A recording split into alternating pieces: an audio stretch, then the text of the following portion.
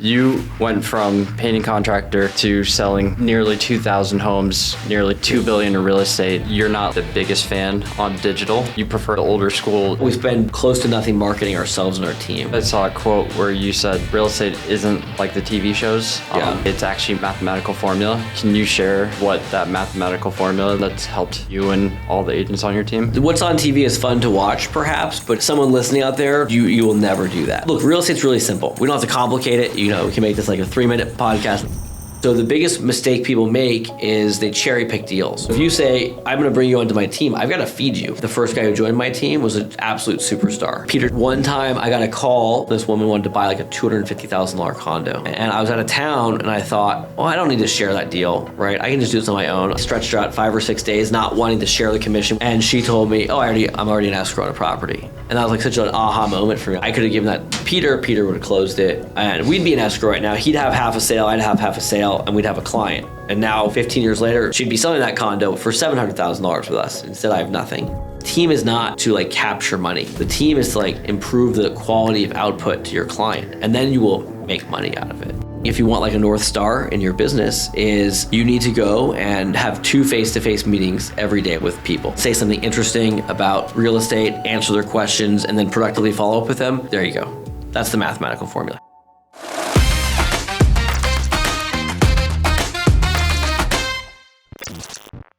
You went from painting contractor to selling nearly 2,000 homes, nearly $2 billion in real estate. Yeah. And everyone can look at you and see that success, but they don't see what it took to build to where you are today. So can you talk about like what it took to get where you are today? There's like an old joke, it's like slowly and then all at once. It's like, well, just slowly, years and years of just doing the right activities in real estate and taking care of your clients. And then that sort of snowballs on itself. And one day you wake up and you're selling a lot of homes. And, the longer you do this job, like I just opened escrow on a place for a client and I sold it to him. I was his buyer's agent, like I think 14 or 15 years ago. And it's like, okay, like that's, you have to stick it, you actually have to make it 21 years in real estate to get that deal. Well, I guess you have to make it 15 years in real estate to get a client 15 years apart or 14 years apart. But, slowly just do, one buyer showing, one buyer deal and a couple more, and then that turns into a referral and another referral and a resale and a purchase. So real estate is just doing the right activities, taking care of your clients over and over again over time.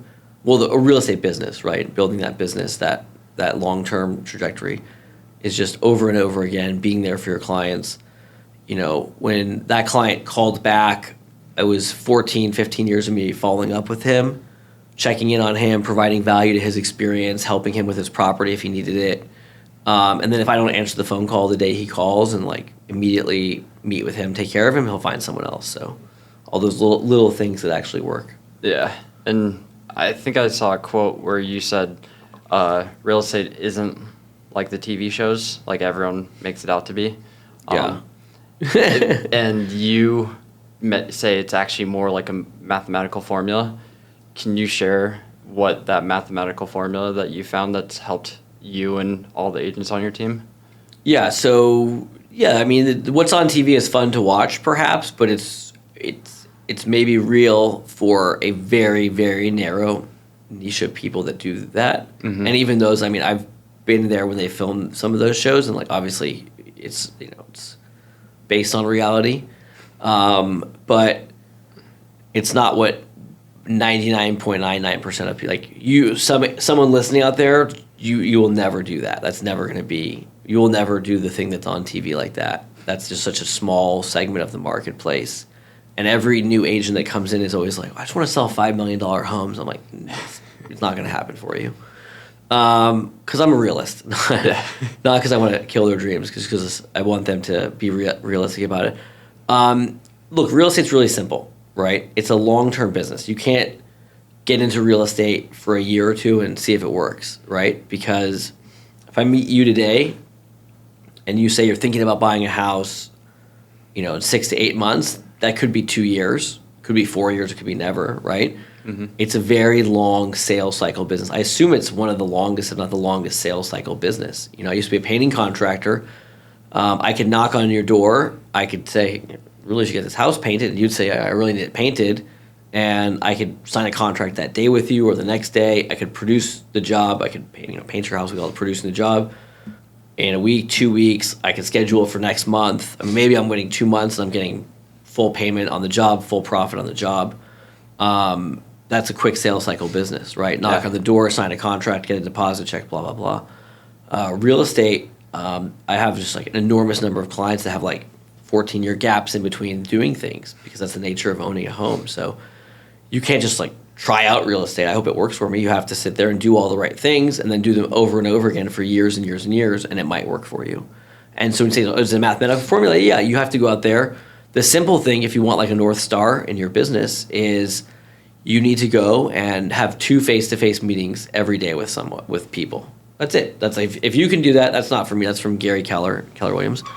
Shout out to Gary. That's just like really simple. We don't have to complicate it. You know, we can make this like a 3-minute podcast, not an hour podcast. Like, go have 2 face-to-face meetings every day for the rest of your life, and you'll probably be okay in real estate. That's the mathematical formula. How do you get to 2 appointments? Okay, now you got to work backwards from there. That's a whole different story. But if you could meet productively with 2 people a day and say something interesting about real estate, answer their questions, and then productively follow up with them, there you go. So walk me through that. Like, Yeah. how do you get to those 2 to 3 appointments a day? Like, what do you say? Like, because everyone doesn't want to like come across as like the salesperson, and then. So that's right. So first of all, the sales thing. Let's just address that. Like, we are like licensed in California as salespeople, right? So like, okay. In reality, I always ask this question. I do like live training. I'll do a live training with 50, 70, 100 people, and I always ask the question: how many people here have ever actually sold someone a house? Everybody raise their hand, right? Okay. No. I understand that you've brokered a transaction. What I really want to know is, okay, have you actually met someone and convinced them to buy a house that they would not have bought if you didn't sell it to them, right? And maybe not the specific house, but any house, right? If I meet you out in the world tomorrow and you have no interest in buying a house, am I going to sell you a house? No, of course not. It's not like, it's not magazines, right? It's not like someone wants $1 for a Snickers bar outside the market and you can be persuaded, right? This is you have to think about the enormity of a home sale, right? I always joke with my clients. I say people spend more time buying their TV than they spend buying their home sometimes. But think about the enormity of the home sale. Like, what's the most expensive thing you've ever bought? TV probably, maybe a car. Yeah. Really not a lot over those 2 things that you've ever purchased before. A home is hundreds of times that size generally. Or, if it was a car, it could be dozens of times the size of the car. And the car you probably leased and it wasn't a purchase, or if you purchased it, it was probably just converted to payments, not on someone a mortgage. So we never sell anyone anything. What we do is we sell our services, right? Okay, you want to buy a house, right? I want to sell you my services for buying a house instead of that guy, right? Mm-hmm. So that's what we sell. I think that's a big thing people miss. How do we do that? Well, we just give people value, right? It's not a question of like, I'm never trying to trick you into buying something, right? Think of selling as tricking someone into doing something. Yeah. I'm just convincing you I have the best solution to your problems and doing that by giving you value, right? Hey, you have questions about a mortgage. I'm going to connect you with my friend who's a mortgage broker who can solve those problems. But also I know all of that too, so I can sort of help you loosely and I'll be involved in the process. You need a contractor, I have a contractor, right? You want to know the best school district, I can point you in the right direction. You want to understand, based on my budget and my needs, where should I be looking for a home? That's how you add value to someone's experience, not by, convincing them you're better than another agent. Like, show them what you can do. And you mentioned following up with someone for 14 years. Yeah. How do you follow up with them with value? Like, what does that start to look like? Well, it's just, and by the way, it's not like a simple formula of how do you, it's hard to think of new things to say, but it's like, listen, I've got a market update, right? Rates have changed. I mean, as we're filming this, rates are kind of, terrible, but for pretty much all of the years from 2012 to 2021 or 22, rates more or less moved down. So it's like, hey, have you talked about refinancing, right? I'm not a loan broker. I'm not making money on the loan. But I'm like, hey, I sold you a home. I know your rate was probably 3.5. If I remember those days. And now I can get you a loan. Now I have clients getting loans at 2.5 or whatever. You talked about, and it's like, oh, I just saved you $1,000 a month. remember me, tell your friends, right? You can just simple things like reminding people, like, hey, I've got an HVAC guy that can service your HVAC before summer. We're here in LA, so obviously, like, you want to get your HVAC service before summer, right? Mm-hmm. Just little things like that. Checking in. You want a market update. You have questions about the market. I know you rented out the property. How's the tenant doing? It's never a call. Hey, you want to sell your house? You want to buy another house? No. I have investor clients. I'll call. Hey, I've got an investment for you. They're interested. That's a different situation. But your regular person, like, they don't want you to call me like, you want to list your house? No. All these people, I'm sure, unfortunately, probably had on your program here, where they call around saying, hey, you can get a great price for your house, you want to sell? Like, I've never made that phone call in my life. So I don't think people want to hear that. I think people want to hear some value, and when you're ready, let me know. I can take care of you. And I think when you do that, people come to you. Like, hey, you've been great for the last 8, 5, 7, 10, 12, whatever years. Let's talk about selling the home. Okay. Or they say, I've got a lot of questions about the market. Okay, why don't we meet? Like, that's my meeting for the day, right? My one of my two. There you go. Okay. So nice. And we were talking earlier, you're not like the biggest fan on digital. You prefer like the older school. Is that what you kind of still teach the agents today? It's like you get them focused on, hey, make your phone calls or do X or Y or Z? Yeah, I think that and let's separate it into two things, right? Okay. One is we have people who are in sales and we have people who are in the consumer side. For the consumers, we do marketing for the consumers for their homes on digital platforms, right? What I'm not a fan of, what I think a lot of agents get stuck on is, okay, this is a prospecting job, right? And we're not telemarketers, right? It's not that we're not like cold calling through the phone book. Maybe some people are. I don't think that's what most of us should be doing. We have a database and we grow and nurture it. We might knock on doors, we might do open houses, we collect data, add it to our database, and then mature and nurture the database. So we need to be in front of those people, right? And so a lot of agents are lazy, quite frankly, and if they don't want to do that, because by the way, people don't, like the average agent, do you want to go call someone 4 times a year for 14 years? It's not my go-to. There you go, right? And you're just probably being nice for the audience here. Yeah. The average agent out there who's listening to this, I challenge you, like, do you want to do that? Well, that's the job, right? If you don't want to do that, that's not a great fit for you. And that's, by the way, that's not like the only time it happened. It happened like in the last, as I was walking over here, right? Yeah. This happens every month to me, something like that, because I've been doing this for long enough that I have those. But like, that's where the business gets fun and interesting. There's nothing you can do with technology that's going to solve that problem for you. You have to actually go and have a human relationship with people, right? You can't go and be a chat bot with someone, just emailing them and saying, hey, set your the set your phones back people and the Thanksgiving people, like, all those like nonsense. It's got to be valuable to them. How many like set your clocks back do you get? How many Thanksgiving ones do you get? 100. Yeah, it's great. Unsubscribe. I love daylight savings time. I just get off a bunch of people's email lists. Add some value. Hey, it's daylight savings time. Cool, we all know. And here's something interesting about real estate I can add to your life that will help you. And you have to have that human relationship. Otherwise, the technology is not going to solve it, right? Yeah. 21 years, everything I do is the same except DocuSign. DocuSign is the only technology that's fundamentally changed how we do real estate in the last 21 years. Really quickly, before we get back into the episode, do you want to grow a hyper-local media company like Kyle Talbot? He added $20 million in sales to his real estate business using Instagram and YouTube, and I created a completely free playbook. In the description below, it goes over all of his templates, everything that he used to grow over 70,000 followers on Instagram, 10,000 on YouTube. So if you want to download it and implement it in your business today, click the link below and download it. It's completely free. Let's get back to the episode. I come from a sales background where like I understand it. It's like even if you're using a spreadsheet or a CRM, I would go look at the people, be like, okay, how can I personally follow up? And then do whatever that form of follow-up was, text, email, call, and then slot that in a few months later, be like, okay, let me follow up again. But there's a lot of people that, like, especially when they get busy, like, they start thinking, how do I, like, automate it, or how do I delegate it, or how do I, like, offload a lot of that? Yeah, that's the wrong thought process. Look, I'll modify what I just said. I started out when I did the painting business. This is like, 25 years ago or something like that.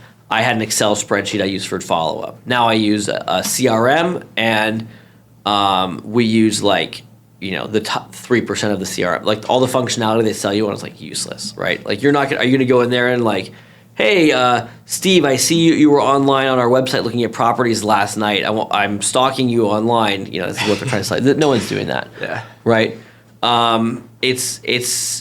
Look, your first job as a realtor is to, like we say prospect, but let's say prospects, we understand what the word is, but understand that what we mean by prospect is really to have a relationship with people, right? Mm-hmm.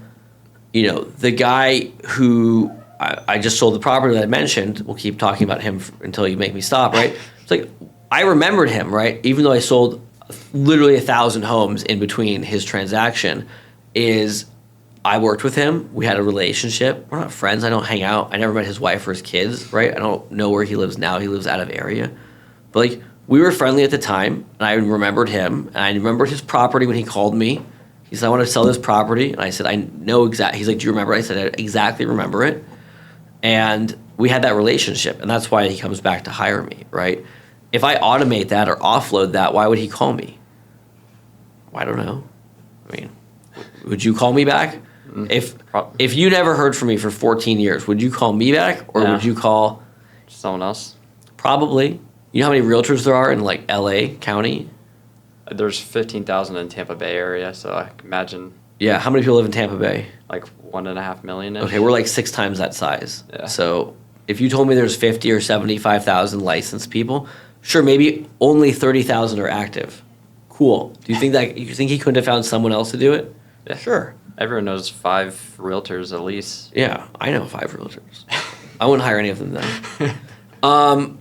Look, you can't offload that. The job is to develop and build a relationship with your clients, right? It's to know the market, to know what's happening, to understand what's happening, and be able to share that information with your clients. That's how you build a relationship, right? It's not just calling them and saying, hey, what's up? It's like, hey, here's what's happening in the marketplace. I'm going to give you a financial analysis of the world right now if you need it, so you can understand what's happening, right? Something's happening chaotic in the world. Here's what I think is going to happen to real estate. If you want to sell, we can talk. If not, that's fine too. Call me whenever you have a question. So if you had to ballpark it over the past 2 decades, like how many agents have kind of roughly been on the team? Oh, that's a good question. We have pretty low turnover, I'm pretty happy to say, nice. On the team. I think like nationwide, like the number I hear is that agents have like a 3-year window on the team. We have probably 15 agents on the team now. I would say we probably had 50 or 75 other agents on the team. For me, the key metric is if they get past 6 months, we have very low. Maybe another 20 people have been on the team 6 months and are no longer with us or something like that. It's very hard to meet. I can meet you and say, you know what, you'd be great at real estate sales, but there's something that happens when you have to give someone a phone and they make calls and they get rejected, and there's something that happens, and some people can do it and some people can't. I had this woman who worked for me a few years ago. She's an unbelievable salesperson. She did like 6 sales, just cold, new into real estate. She did like 6 sales in 3 or 4 months. I forget exactly. But like something that we're like, oh my God, you're amazing. Like, this is great. You're going to be the best. You're going to make an enormous amount of money doing this. Like, you're doing like 3x what you should be doing for a new agent. And I remember she came to me. I remember exactly where it was. She came to me after, I don't know, 5, 6, 7 months, whatever it was. Not a long time in the business. And she basically said something like, I just can't make another phone call. I was like, I've never heard anyone say it before. I think other people felt it, and you just are saying it. So it's, the prospecting is the first and only job. All the other stuff that, I know you probably don't want to hear this.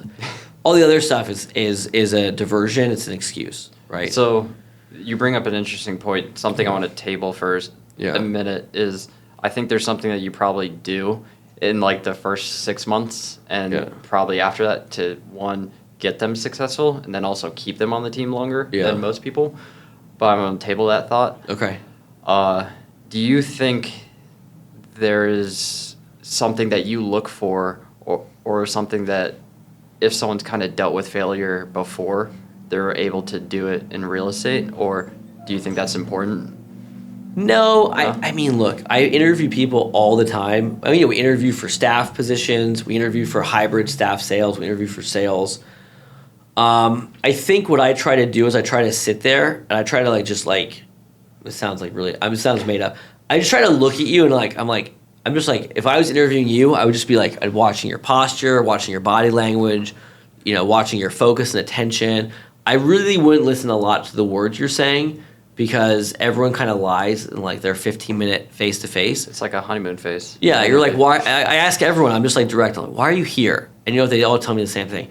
I've always had a passion for real estate. I always love looking at homes. Always say that. If any of you out there are ever going to call me or interview, don't say that. Because everyone says that, and I don't believe it. I also especially don't believe it when I look at your resume and you've had 9 other jobs in the meantime, and like now you happen to get around to like your true life passion. Look, the way I run the team is I run the team in a very much an agent supportive way. Is that I solve all the problems for you as my agent, so that all you have to do is prospect and develop a relationship with your clients. We do everything else for you, right? We generate a lot of the leads. We have the open houses. We have the marketing. Blah blah blah. Everything. All I need you to do is develop a relationship with your database and go out there and solve their problems. Show them homes, write offers. That's easy, right? Yeah. It's not hard to drive around with a super key, show someone 6 condos, and have them write 2 offers. Like, I can teach anyone how to do that. It's how do you develop a relationship with a database, and how do you do it for 6 or 12 months so you start making some money so that you as the agent get buy-in to do another 6 or 12 months. So I just look at you and I think, can this person sit across from a regular human? By the way, remember when we sell real estate, you meet like the whole spectrum of humanity, right? Yeah. You deal with like celebrities, you deal with complete lunatics, and everything in between. Maybe the celebrities are also lunatics. But you deal it's not like an average person you sit down with. You sit down with an enormous range of people. Yeah. And I just want to look and see, like, do I think you can sit down with a random sampling of humanity and get them to hire you, right? What's the line from Glenn Ross? Get them to sign on the line that is dotted. That's how I choose people to work on the team. And then we basically try to stress them to quit as soon as possible, because it's better for you and me if you quit quickly versus in 9 months. It's not good for your family if you go volunteer for 9 months and then quit. It's not a sales or commission job. I need you to figure out really quickly if you can do it. So does that kind of look like a hell week? Yeah, I wouldn't say that's probably not the way to phrase it, but we want people to really. I think where you get into trouble is you try to do like a ramp up. Let me give you a soft launch into your job. It's like, no, like this is the job. You've got to do the job from day one. There's no like, this is something funny that people do. I think I'm going to sound like a monster on your podcast, by the way. It's all right. So when new agents come in and I'm like, okay, this is the job. Go make 2 appointments today. I want you to call, you don't have a database. Let me see your phone. Okay. Start at the A's and start calling all the people. And when you get to the M's, we'll go to lunch, okay? That's your job for today, right? Oh, I need business cards. Oh, I don't have an Instagram page for my business. I need a Facebook business page. I need a website. Do you know what I have of those things? No, I don't have any of those things. I have an Instagram page. Someone else does it. I don't think anyone cares. I haven't had business cards in years. I don't even know. I think that I have a box in my office somewhere. Once in a while, you meet someone who wants a business card. I don't carry business cards. This is your job today, day one. Just start calling people. And you see really quickly if people want to do this or not. If they're not going to do it on day one, they're not going to do it on day 3 or day 500. Yeah. So it's not like, Hell Week's like a little much, but it's like, there's no soft launch. It's like, here's the material, learn what we're doing, but I just want you to call all of your friends and invite them to have coffee with you.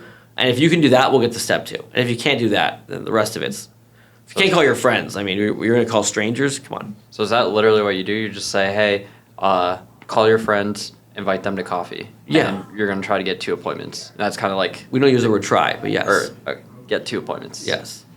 If you try to do something, you fail to do it, right? You've seen Star Wars. Remember Yoda? Yeah. So that's interesting, but it's a good point because you get them focused on just the one thing. Yes. Good book plug. Yes, thank you. This is the job, right? If you can't do the job, there's not like another job you can do that would replace the job, right? It's like if I'm painting your house, it doesn't matter if I can also cut the lawn. If I can't paint the house, but I can cut the lawn, I'm not a good house painter, right? You're not going to keep me employed as the house painter if I'm not good at the house painting. This is the job. The job is to make relationships with people. If you can't do that, what's the point? And does that start to come in different ways with like open houses and like you start opening? Well, yeah. Then you build and develop and nurture a database. But it starts with building their own first before you let them into some of the Well, other it's both. things? It's simultaneous, right? Okay. I don't have time to wait to see if you can do it, right? Like, Yeah. okay, can you do step one? Sure. Okay, now what about step two? Is like, can you actually start getting some real estate business? So the team gives you business. We give you the opportunity to earn business, open houses and such. Old leads in the database that we have, your leads, right? But I don't have time to wait to like layer on layer on layer. You can call, how many people are in your phone right now? A few hundred maybe? Probably 1,000 or something. 1,000? You're a very Yeah. popular guy then. Okay. It's just probably an old because Apple doesn't get rid of contacts. So Okay, so you have Yeah. 1,000 people. Okay, how long would it take you to call 1,000 people and invite them to coffee? well, depends if hand dialing or phone dialing. I used to make 100 to 200 phone calls a day. There you I go. have to. Sounds like 5 days. Yeah, Sounds like the answer is 5 days, right? 5 days. Call it 10 days. Divide that by 2. Okay. In 10 days, can you call everyone you know and say hi? That's your job. Good. You mature and nurture a database. You call a friend and you call your friend and he's moved to Tampa, Florida. Okay, well, I'm not going to ever sell that guy a house. I can still be his friend, but he doesn't need to be in my real estate pipeline of business, right? You call your friend, they just bought a house. Okay, great. Now he's a seller lead, right? You go to an open house, you put 7 people in the database. You put 7 people in, eventually you get big enough, you got to put 7 people out. So you got to start making choices about who you talk to.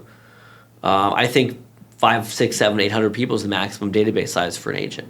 I use something you might see in my other material out there. We use something called the Trader Joe's rule. Trader Joe's is a small neighborhood market here in LA. I know it's lots of places, but Yeah. do you have a Trader Joe's where you are? Yeah, there's like 2. Okay. So not that many within Tampa. Gotcha. Yeah. So, but Trader Joe's rule is if I walk into Trader Joe's and I see, oh, hey, I know you. You're the guy with the condo with the really cool balcony, right? Like, okay, I know, Okay. I just met a guy and I was just talking about real estate. He told me where he lived and I'm like, oh, do you know these people? He's like, yeah, well, because people I sold the house to 10 years ago, but I know them. I'm like, they're in my database. I'm very connected to them, even though I don't see them. We don't hang out. We're not friends, but I'm like, he's like, oh yeah, they live 2 doors down from me. Okay, but I know that the other people well enough to be like, okay, make those connections. Now, if I see these guys at Trader Joe's, I'll be like, oh, hey, how's it going? You know my friend, this guy, right? You know these people, right? So if you walk into Trader Joe's, you have a deep relationship with them. I know you. I know something about you. I can have a conversation with you. I recognize you. You recognize me, right? If you can have 400 of those people, 500 of those people, you're going to be great. Real estate is not, majority of sales are not complicated, right? I think we can talk if we have time later. Like I do a specialty of like really messy sales, but majority of sales are like pretty straightforward. Like, What's messy sales? oh, just all sorts. I mean, I've got more listings right now without legal road access than you can imagine. I've got a house for sale right now with no bathrooms or kitchens. I mean, we've got some various foreclosures and some other properties like that. We do a lot of divorce sales. Like, the point being, I mean, I've developed a specialty in sort of handling these more complex problems, and I get referred out because, like, maybe you hate to pick on you. You seem nice, but like the average agent across from me, like maybe you've never dealt with a contentious divorce sale, right? I mean, divorce sales can get really bad, and they're time consuming and they don't always sell, and so you have to be committed to like doing them. But once people know that you can do them, you start getting calls. Hey, I heard you dealt with really messy divorce. Sure, give me a call. I'll help you out with them. You, the average agent, are going to be a disaster in a divorce sale, right? Because like when one partner starts swearing at you and the other one tries to trick you into sending an email that says something bad, and it's not going to go well for you, right? Yeah. 80% of the sales are pretty straightforward, right? They just require some diligence and some good care and not market knowledge, right? Yeah. So chances are, if you're watching this podcast, you want to grow your real estate business, but your time is limited. So if you value your time and you want to grow your brand, have a marketing team execute your marketing for you, and be kind of like your own personal media and brand and help you scale your time, then click the link below, fill out the form, and schedule a call. We can walk through a marketing strategy for you, just like we've helped our clients last year close over 75 million in closed listings and buyers directly from YouTube. And not just YouTube, we do email marketing, listing promotion, social, and way more. So if you value your time and you want to scale your brand and scale your marketing so you can focus on what matters, click the link below, fill out the form, schedule a time, and we could talk about what marketing strategy you should implement in your business so you can scale your time by hiring our marketing team to execute for you. So I think that kind of brings up the point of like everyone especially talks about now, like the past few years was super easy. And the past few years of real estate, if you just had a license and you knew someone who wanted to buy or sell, like you got a deal. But now it's getting to like you have to actually earn the business, you have to do the work, and you have to do a lot more to get that deal. Yeah, so this is the second time I've been through that. The same thing in 2004, 5, and 6. We called people order takers. I knew people that were like big agents in 2006, and by 2008 they were like the third down staff person for a team. And that's not disrespectful. I'm just like they went from being a top agent to like entry level staff person. That's really backwards. It should be the entry level staff person works their way up to top salesperson. If you're going the other way, then something's gone terribly wrong. But yeah, in a soft market, an easy market like that, in an easy market, yeah, it's easy to like go out there and just walk into deals. We call it, right. You can just you can just grab deals. But in a more challenging market like we've had since like middle of 2022, so we're now like 2.5 years in now. Geez. It's been a lot more challenging. You have to be a lot more. The cycle is longer, right? Like the timeline from A to B is longer. You have to have better care and diligence with your clients. You have to earn and re-earn the business over and over again, and you have to advise them properly, right? You can't just like say, "Oh, just write $1 million over asking, hope you get it." It's like you have to actually sit there and figure what's going on. So I think that's also coming, or if not already, for teams where it's like everyone wanted to build a team, everyone thought they wanted to have one, and they never actually built the infrastructure, the support. Whereas you, as an example, you're like, I just want the agent to do the business. We'll support his business. And I think that's the best way to build a team. The best way to build a team is to not build a team because the agent who's out there thinking about building a team is mistaken about what a team is for them. Just because you're a good agent does not mean you're good at running a team. It actually probably means that you're not good at running a team. And I'm not saying that I'm good at running a team. I've been doing it for 15 years, so I've learned a lot about how to do it. Yeah. I had enough business that I could support other agents around me and eventually figure out how to operate a structure that supported them as well. That wasn't like, I didn't like wake up and say I have a team, right? You see all those people now, it's like, oh, blank and associates. I'm like, there's no associates. You're a new agent, right? Like, so I talk a lot about this when I do speaking. Like, don't build a team. Like, you're probably not good at building a team, and if you're a successful individual agent, you should just double down on being that person. So, what were some of the hard lessons that you learned building the team? The number one problem I see is, first of all, teams have to be a lead source for the agent. When I started building a team, there was a lot of sort of debate in the industry about are you providing leads or not for your agents? And at the time, and this is like 2009, 10 range when I first started building the team, at the time when you were building a team, then they told you, oh, you don't provide the leads. You teach them how to prospect. And that never worked for me, but it worked for some people. Now I think any team you talk to will say, well, I have to provide some number of leads to the people. Maybe not all, but I have to provide enough leads for them that they can eat. Yeah. And so the biggest mistake people make is they cherry pick deals, right? So if you say, I'm going to bring you onto my team, I've got to feed you, right? Yeah. I can't just like not give you leads and then watch you fail. I've got to hand you deals. So I remember my first buyer's agent, Peter, who, quite frankly, I don't let him hear this, but I got lucky when I hired him. I hired like the first guy I ever talked about being on a team, and the first guy who joined my team was an absolute superstar, and that was a good match for both of us, right? Peter Stewart, Indianapolis, Indiana. A little plug for Peter. He's a successful agent there now. But I remember, sorry, Peter, one time I got a call. And this, I used to work like a neighborhood of condos. I got a call from this woman who wanted to buy like a $250,000 condo. This is not a big, even at the time, this is not a big deal. And I was out of town, and I thought, well, I don't need to share that deal, right? I can just do this on my own. I kind of just like stretched her out and like, it's like they're not really available Tuesday for showings. How's Sunday and whatever. And I got back into town, and I'm like, okay, confirming Sunday, we're going to go look at all these properties, right? I stretched out 5 or 6 days, not wanting to share the commission with my team members by handing out a deal. And she told me, oh, I'm already in escrow on a property. And that was like such an aha moment for me. I'm like, I was trying to like keep half of $250,000. I could have given that to Peter. Peter would have closed it, or whoever else was on the team at the time. And we'd be in escrow right now. He'd have half a sale, I'd have half a sale, and we'd have a client. And now, 15 years later, she'd be selling that condo for $700,000 with us. Instead, I have nothing. That was a big lesson I learned. You have to feed your agents, right? If you have so much business that you are building a team, like you have to go feed your agents. If not, what are you providing to them? So where do you sit currently in the team?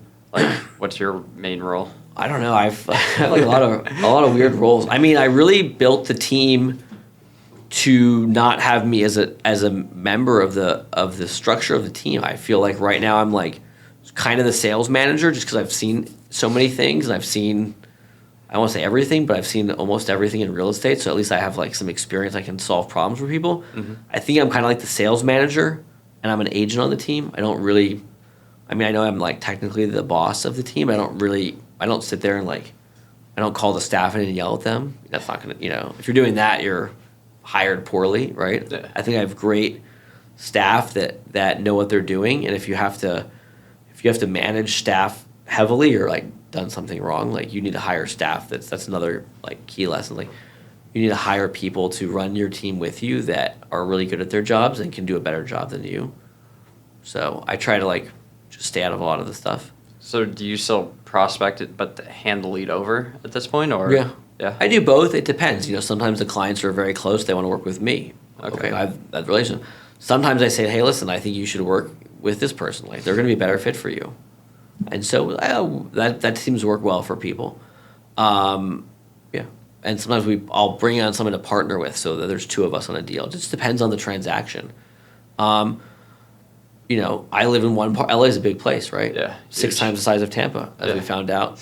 And I live in one part of town, and we sell real estate all over. So if you called me and said, I've got a client in Pasadena, that's really far from me. But we would love your Pasadena referrals, because I have 2 agents that are amazing, that know the area and work really hard and live right there and can do a great job for you. Could I broker a deal in Pasadena? Sure. But I found the better solution. I have 2 great agents who live there, right? I've got 3 great agents live in the San Fernando Valley. Right? I still do deals there, but like I've got people that are really, really good that can do it as well. And we work together. And at the end of the day, and this is the key of what a team, like the result for the client's better, right? The team is not to like capture money, right? Yeah. The team is to like improve the quality of output to your client, and then you will make money out of it. Maybe. Maybe sometimes depends on the margins on some days. Yeah, I have 2 of my agents at a conference right now for like a big national speaker that we talked about before.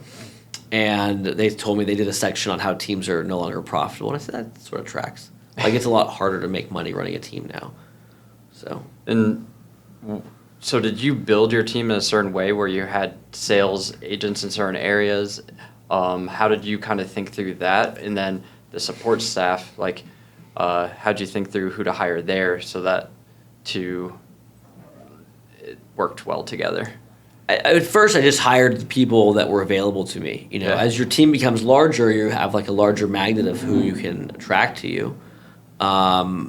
So over time, I realized, I always think one of my first clients, a friend of mine, I sold him, I try to be vague. I don't like identify anyone in their personal business, but one of my first clients, a friend of mine, I sold a 4-plex in one part of town, and then a house in a completely different part of town, and then an apartment building in a different part of town, and eventually he bought other properties too, commercial over here and a house. And and I realized, and this was like my second or third, I forget, I think my second sale was his 4-plex, and I quickly realized that I never liked the geographic farm model of the business, right? And I'm not saying, like, I know you have people that do farming and people that farming. It doesn't make sense to me. Apparently likes it. What's that? I said Wilson apparently likes it.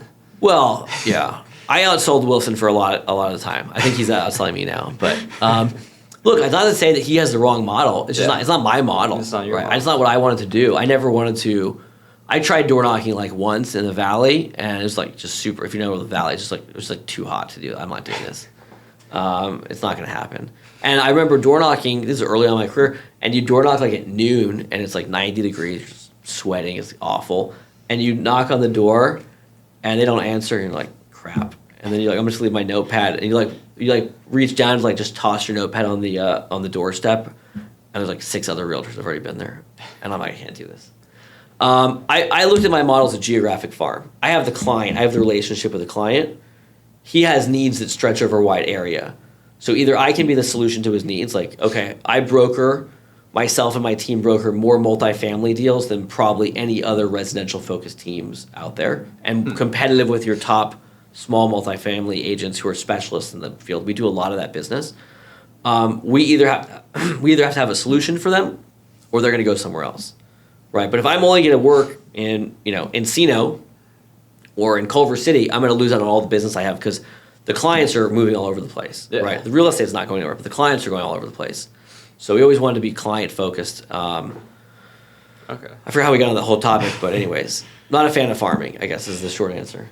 Yeah. The reason I was asking is because eventually it's like you have to put the money and invest it somewhere in the business, whether it's staff, whether it's like doing marketing, like there's different avenues. Yeah. So it's like, how do you think through where to invest it? So, I think the investment in human capital is the best investment you can make. We're in LA, we're in a high price point market, right? If you're in a different market, I don't know what the answer is for your market, right? For my money in a high price point market, our clients want the highest level of service possible for what they're spending on their home and what they know that we make as commissions, or what they think we make. We don't make as much as they think that they make, but we still make a lot. And I tell guys that they're happy to pay you the money. You have to give them the service level, right? Mm-hmm. You're getting paid like an attorney. You need to be as quality as an attorney, right? Yeah. Professional email, quick response. You want to see a property Thursday at 9 p.m.? Great. I'll be there, or my assistant will be there, right? I'll have a showing assistant meet you there. You want to write a contract Saturday at 10 p.m.? We're going to solve that problem for you. I mean, not 100% of the time there, but like we try to provide like the most robust service to our agents and our clients as possible. That's our value proposition. The marketing piece, we spend a fair amount on marketing our properties for sale. We spend close to nothing marketing ourselves and our team. We rely on word of mouth for that. Okay. I'm printing 6 figures of postcards a month. Never seemed like what I want to do with my time and money. So where do you spend the money when you're marketing the property then? We buy ad space online is number one, yeah. Okay, so digital ads is the main one there? Yeah. Nice. And if you were to look at like your support team, like what does that look like for the operation side? What have you found has been good investments there? So we have showing assistants. So for our agents, that's a huge win because that showing is the most time consuming thing we do, and allows our agents to leverage themselves, and it allows the clients to get, I'm here with you right now, right? Yeah. If someone wanted to see a property right now, I couldn't show it, but I have a showing assistant. We actually have 3. So we can figure out a solution. Say, listen, I'm not going to be there. I'm like already booked, but someone will show you the property, and I'll call you an hour later, and we can chat about it. And that's probably the best investment we have. Okay, nice. And so if people want to like just learn more about you, kind of see what you're up to, where should they go then? RichardSchulman.com. Okay. SCH. So, you've been in sales for a long time. Yeah. You've been entrepreneur for a long time. Yeah. Entrepreneurship is not like a straight shot up, even though sometimes on the long scale of things it can look like that. Yeah.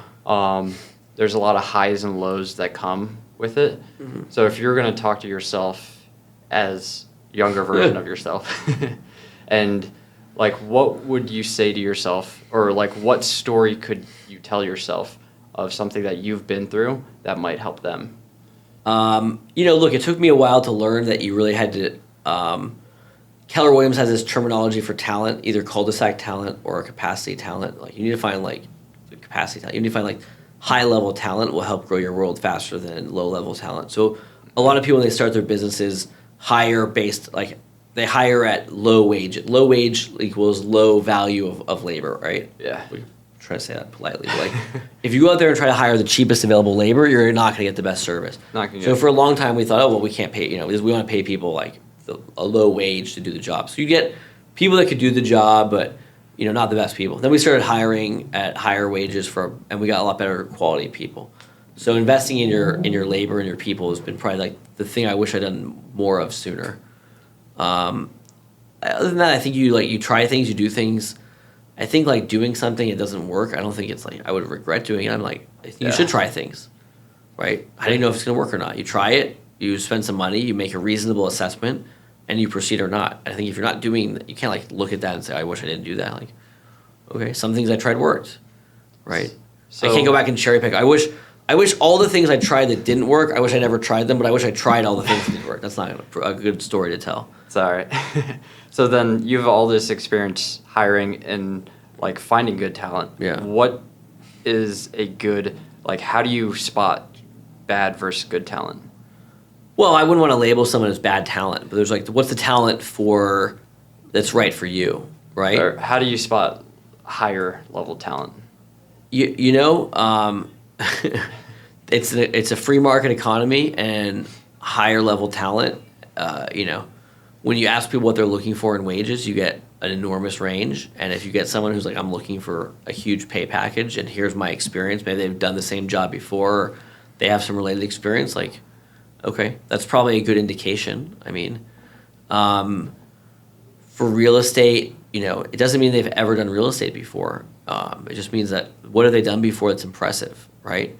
If you've never sat behind a desk before, it's going to be really hard for you to have a desk job. If you've never been out in the field in sales before, it's going to be really hard for you to be out in the field and do a sales job.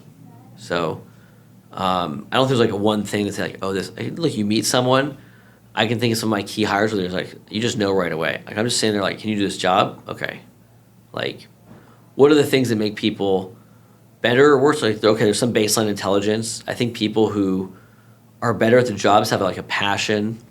There's something that when you have someone who works with you who wants the job to be done properly, even when they're not paid, if it's done properly or close to properly, if that makes sense. I've never really expressed it like that before, but like when you talk to someone like they're unhappy that the job isn't being done perfectly, even though very close to perfectly would also be okay. Like people have like a passion for the outcome of the result. It's that few small percent at the end. And those people, work from home when they're sick, and those people train their colleague to do their job when they go on vacation, and those people, when work is hectic, they are available for more time or whatever it is, right? Yeah.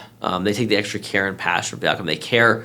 You start hearing them say things about their care about the client. I care about the client experience, right? Yeah.